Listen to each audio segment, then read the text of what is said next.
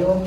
Kami dumudulog sa iyong pagtangkilik, umahal na Birhen ng Rosaryo ng Fatima.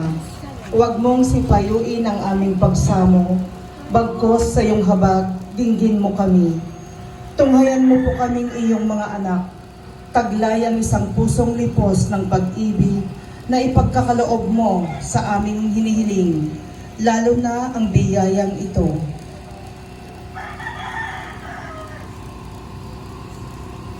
Kami po ay naglalakas loob na lumapit sa iyo, sapagkat batid namin sa papamagitan mo ay hindi pagkakait ni Jesus ang kanyang habag, at umaasang hindi mo kami pababayaan.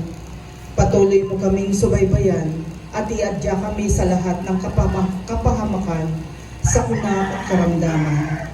Umahal na Birhen ng Fatima, sa't matamis na pagtitiwalang ito, ay uudyokan kami ng aming damdamin na hangaring maging tapat sa aming ipinangako nang kami ay binyagan, at ng mga kabutihan mula ngayon ay nais naming gawin upang ang lahat ng ito ay maihandog sa iyong anak na si Jesus, upang sa pamamagitan mo ay ibuhos ng aming manliligtas ang lahat ng pagpapala sa amin at sa lahat ng mahal sa amin at sa lahat ng humihingi ng aming panalangin.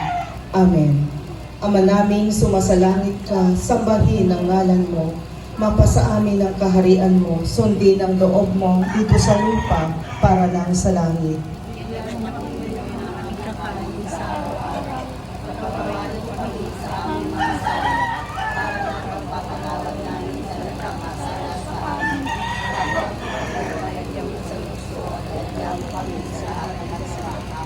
Aba, Ginoong Maria, napupuno ka ng grasya, ang Panginoong Diyos ay sumasa iyo.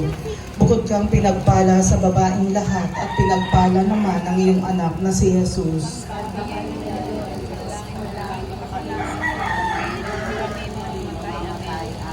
Walhati sa Ama, sa Anak at sa Espiritu Santo.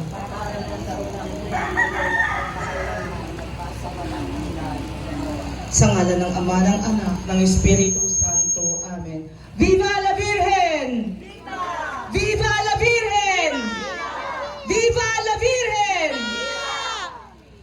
Salamat po. 7 o'clock po ang misa, tapos yung ating salo-salo po dito sa covered court. Iniimbitahan po namin kayong mga taga rito na naway makiisa sa ating pagdiriwang ng kapistahan ni Our Lady of Fatima. Aantayin namin po kayo 7 o'clock, Santa Misa. Sana andito po tayong lahat para sabay-sabay tayong pumunta sa covered court para sa payak na pagsasalo-salo. Maraming salamat po. Mamaya pala mag-ano.